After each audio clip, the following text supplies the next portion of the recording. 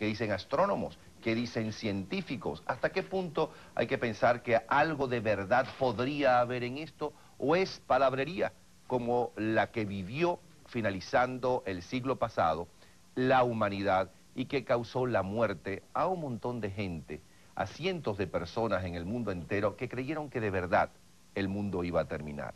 En un instante regresamos, porque de esto es de lo que se comenta en el mundo entero. ¿Estamos al final de un milenio o estamos al final del mundo, que es una cosa muy diferente? Él es un ingeniero, es Andrés González, investigador de las profecías de Nostradamus y del fenómeno OVNI. Ingeniero González, el mundo siempre ha temblado, siempre ha granizado. De hecho, aquí en Caracas, el cordonazo de San Francisco está hasta desapareciendo por los cambios climáticos. Siempre ha habido inundaciones a lo largo y ancho de la historia de la humanidad y sobre todo finalizando este siglo que estamos más informados de lo que sucede. ¿Por qué entonces tanto temor? ¿Y por qué volver a hablar de, ahora que vivimos una época de tecnología tan avanzada, de que el mundo se va a acabar como si estuviéramos a finales del siglo pasado? Ok, fíjate, principalmente el mundo tiene que acabarse en algún momento porque todo es cíclico, todo lo que nace muere y el mundo, las civilizaciones nacen y mueren. Sin embargo, yo no creo en ese fin del mundo. La gente habla mucho de Nostradamus, que vaticinó el fin del mundo para 1999. Sin embargo, yo voy a leer esto que es Nostradamus. Él le escribió una carta a su hijo, dándole todas las profecías, legándole las profecías. Fíjate lo que dice acá.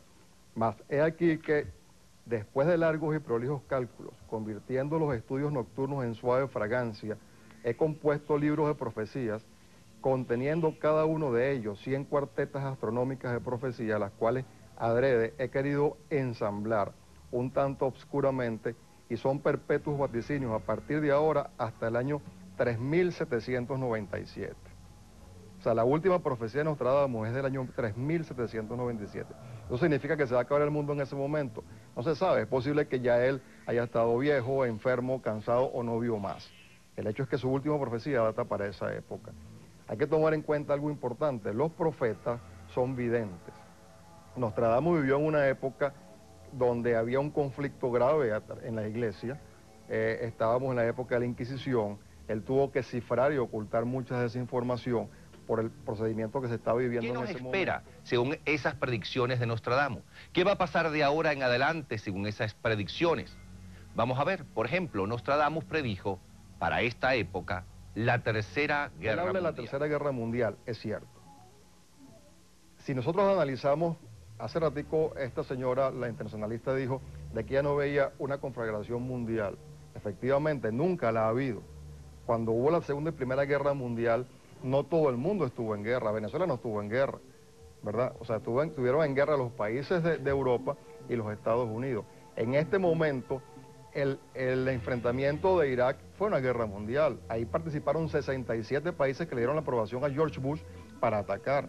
En el enfrentamiento de los Balcanes fue una guerra mundial. Estuvieron involucrados todos los países de la OTAN. Rusia, aunque no hubo disparos, estuvo involucrada políticamente. China, etcétera. Entonces, la gente tiende a mezclar las cosas. Por ejemplo, en esta película de ayer estuvieron hablando de leche, sangre, conflictos. Aquí hay algo bien específico que yo tengo de la Tercera Guerra Mundial. La profecía de Nostradamus. ¿Qué dice Nostradamus? Nostradamus. Leche, sangre, ranas, escurrirá en Dalmacia. Dado el conflicto, peste cercana de balenes, el grito será grande en toda Eslavonia. Entonces nacerá monstruo cerca de Rávera. Si analizamos esto, ¿verdad? Dalmacia es lo que se conoce como Yugoslavia hoy en día. Eslavonia es Rusia. Él dice, en el gran mercado llamado de los mentirosos de Torrente y el campo de Atenas serán sorprendidos por los caballos luminosos armados por el albanés, cuando Marte esté en Leo y Saturno en Acuario, que es lo que está pasando en este momento. Si nosotros vemos el conflicto de los Balcanes, él lo dice aquí bien claro, en Dalmacia. ¿Quién interviene para que se acabe el conflicto de los Balcanes? Eslavonia, por ejemplo, las profecías de Irak. Él dice, en Persia, entre el Tigris y el Éufrates. Especifica entre Tigris y Éufrates, entre el Tigris y el Éufrates, está hablando de un sitio muy específico que existe. Ok, entonces eso fue, él habló de eso más o menos para 1990, o sea, al principio de los 90. ¿Por qué? Porque ellos hacen cálculos en base a eventos astronómicos, ¿ok? Y aquí en el libro, también un poquito más adelante lo voy a leer, cuando él le dice a su hijo que él recibe la información a través del sueño, pero luego basándose en la astronomía, él hace los cálculos para determinar fechas. Ahora bien, por lo que le entiendo, él no habla de una tercera guerra mundial, sino de una guerra mundial, que usted dice ya se produjo, una de las muchas guerras mundiales. No, porque él dice que dura 27 años. Entonces, ¿qué pasa con eso? Si nosotros analizamos la guerra de nuestra independencia, hubo una serie de batallas, ¿verdad? Pero entre batalla y batalla existía la guerra política, existía la guerra de información. O sea que ya estamos en la tercera guerra mundial, en la guerra que él dice. Y se han presentado batallas. Él habla específicamente, él da el comienzo de esa guerra, ¿verdad? Él lo vaticina en Persia, entre el Tigris y el Éufrates. Efectivamente, la mayor conflagración que ha habido en este tiempo fue en Irak. Él dice, resucitará al rey de los mongoles. En la película ayer nosotros pudimos ver de que dice que China resucitará. ¿Qué pasó a raíz de ese problema que hubo con el misil que cayó en la embajada de China? Estados Unidos sacó a la luz pública y se descubrió que durante más de 20 años los chinos estuvieron robando información nuclear a los Estados Unidos. Se descubrió de que China tiene un poderío atómico que nadie se imaginaba.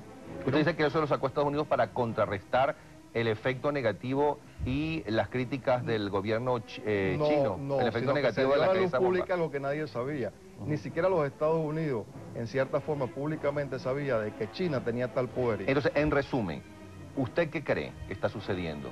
Mira, hay que analizarlo de varios puntos de vista. Si lo analizamos desde un punto de vista sociopolítico, estamos viviendo una situación de cambio. Ahora, si lo llevamos al punto de vista esotérico, analizando las profecías, que es el tema específico de este programa, tendríamos que hacer un análisis, e inclusive religioso, de los últimos 4 o 5 mil años, porque es una secuencia, o sea, todo es como una cadena, todos los hechos conllevan a otro, ¿verdad?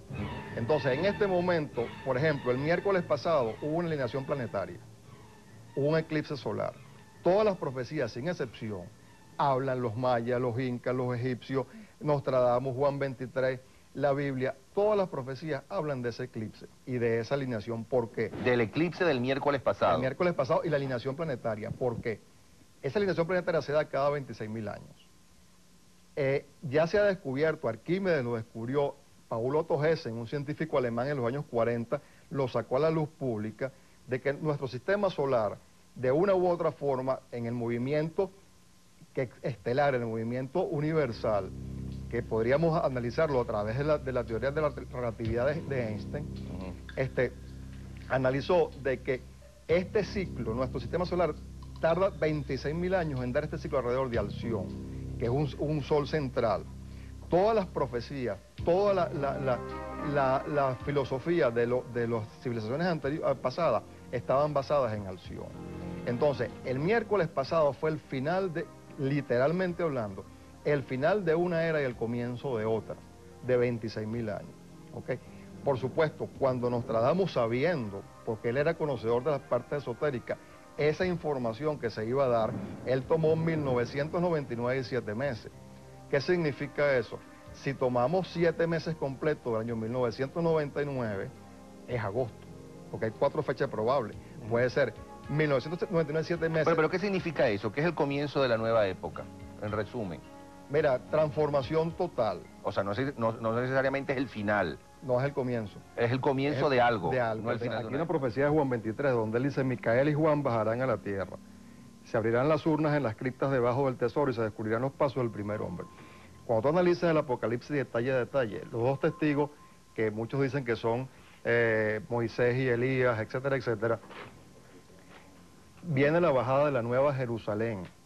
Y después de la Nueva Jerusalén viene el nuevo cielo y la nueva tierra, donde el hombre vivirá en paz, donde el hombre vivirá feliz. O sea, lo que habla el Apocalipsis es el final del conflicto, el final de la conflagración, el final de todo este proceso de transformación. Si tú conoces algo superior, o sea, nosotros no podemos comparar el hombre de hoy, tecnológico, con todos los conocimientos de la ciencia, al hombre de hace 3, 4, 5 mil años atrás, donde no había esto. Entonces, evidentemente, el niño de hoy, por ejemplo, es mucho más avispado, inteligente y abierto que el niño hace 100 o 200 años atrás. Entonces, sí hay un cambio y una transformación. A medida que tú conoces y avanzas, vas cambiando hacia mejor.